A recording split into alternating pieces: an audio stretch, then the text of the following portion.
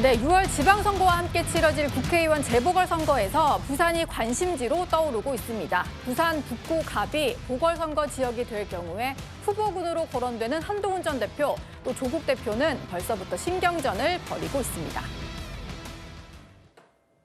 민주당 쪽에다가 조국 대표가 군산에서 쉽게 당선되게 할 수 있어서 그쪽으로 나올 테니까 뭐 무공천해달라 이렇게 매달리는 것 아닌가요? 좀 비겁하고 찌질하지 않나요? 부산에서는 잘 안 맞는 것 같아요. 그게 부산 분들은 뭔가 대차게 붙어서 정면 승부하는 걸 바라지 여기 있다가 다른 곳에서 여기 좀 자리 내주세요 이렇게 매달리는 그림을 좋아하시나요? 한동훈 전 대표가 윤석열이 계속 집권해서도 코스피 육전되었을 것이다 이런 말씀하셨던데 그런 상황 판단을 하시는 분의 말에 대해서 제가 일일이 답변해야 되는지 좀 의문스럽고요. 그리고 또 뭐 부산 스타일 이런 얘기를 막 자랑하시던데 그분이 부산 스타일을 말할 어떤 근거가 있는지 모르겠습니다. 네, 누가 더 부산 스타일이냐 뭐 이런 얘기가 좀 나왔던 것 같은데 한동훈 전 대표도 부산에서 근무를 한 적이 있다 보니까 뭐 그런 얘기를 한 것 같아요. 조국 대표가 아마 호남에 좀 나올 테니까 민주당은 공천하지 말아라 이런 식의 전략을 짜는 것 같다고 하면서 그건 부산 스타일이 아니다 이런 얘기를 했더니 부산이 고향인 조국 대표가 누가 부산 스타일을 말할 자격이 있는지 모르겠다 이렇게 응수를 한 겁니다. 성치윤 부대변인님. 네. 물론 두 사람이 부산에 출마하겠다라고 선언한 건 아닌데요. 좀 출마 후보군으로 거론이 되다 보니까 이런 미세한 신경전도 좀 선거 출마를 염두에 둔 걸로 해석이 되고 있는 상황이에요. 그렇죠. 근데 뭐 일단 조국 대표 같은 경우는 부산 사람이고요. 말투는 확실히 부산 스타일이죠. 예. 이력과 걸어온 걸로 봤을 때는. 그리고 뭐 한동훈 전 대표는 뭐 걸어온 이력만으로 봤을 때는 강남 스타일 아닙니까? 근데 이제 아무래도 부산에 가서 저런 메시지나 영남권을 돌고 있는 이유는 본인에 대한 징계가 부당했다. 그리고 윤 어게인으로 가서는 안 된다라는 메시지를 어떻게 보면 보수 유권자들에게 인정받기 위해서 저쪽을 돌고 있는 것이니까요. 근데 저렇게 이제 단순히 그냥 보수 유권자들을 만나고 얘기하는 것보다는 뭐 민주당에 대한 비판, 뭐 좀 갈등 요인을 불러일으키는 것이 이슈화되고 기사화되기 때문에 아마 그런 목적으로 자꾸 얘기를 하시는 것 같습니다.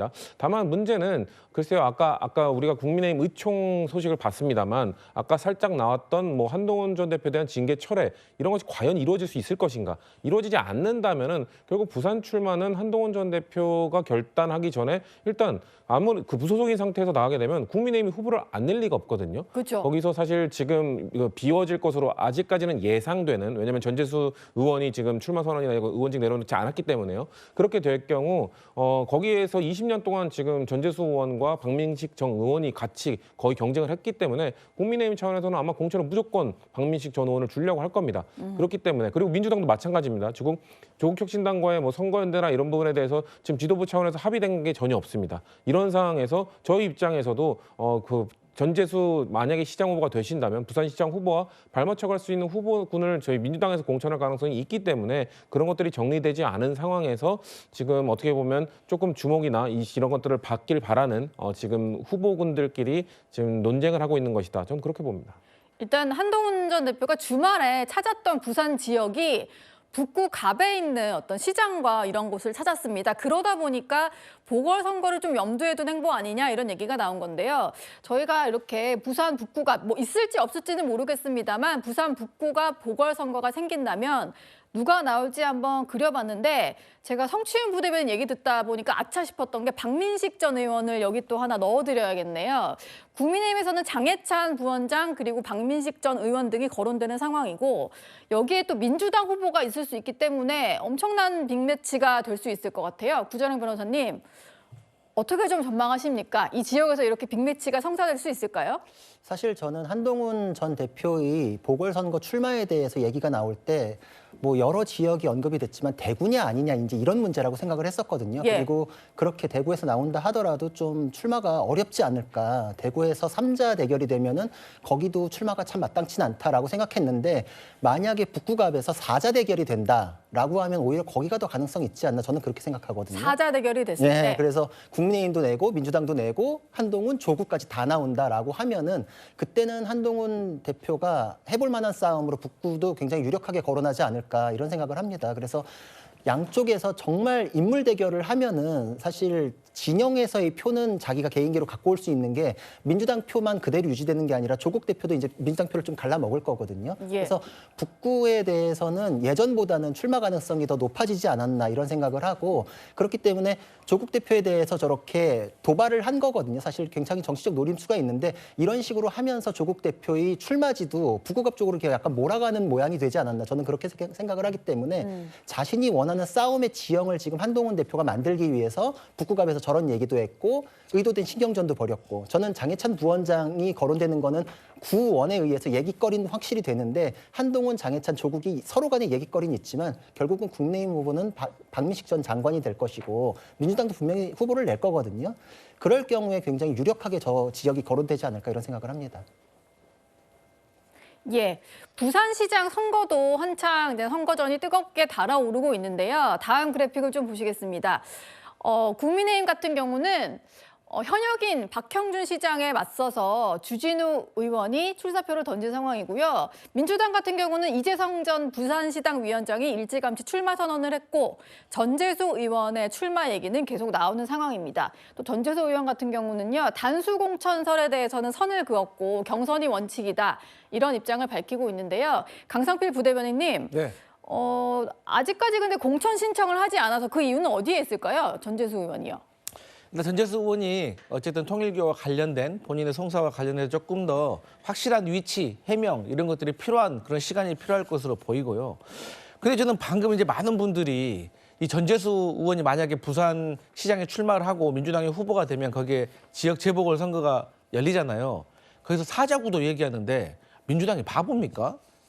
거기에다가 조국혁신당 그 조국 대표 나가는데 민주당이 후보를 왜 냅니까 거기에? 예. 그거는 그야말로 한동훈 전 대표나 국민의힘의 희망사항이고요. 저희 민주당 입장에서는 아니 한동훈 전 대표 나오고 국민의힘 후보 나오면 당연히 민주당 후보를 내든지 아니면 조국 대표를 그냥 단일 후보로 내지 저희가 왜 그런 바보 같은 행동을 하겠어요. 예. 근데 결국에는 이 부산시장 선거는 이 국정 운영에 대한 지지도, 부산 시민들이 이재명 대통령이 얼마만큼 부산을 잘 발전시킬 수 있는가에 대한 신뢰가 저는 전재수 그 의원과 또 그다음에 북갑에 있는 그 후보들에게 저는 투영될 거라고 생각하기 때문에 네. 저는 전체적인 구도를 봤을 때 어떻게 흘러갈지 모르겠지만 저는 국민의힘이나 한동훈 전 대표에게 유리한 상황으로 가게 민주당이 내버려 두지는 않을 것이다. 그래 봅니다. 한동훈 전 대표가 부산을 찾아서 윤석열 전 대통령이 계속 집권을 하고 있었어도 코스피가 6천을 넘었을 거다.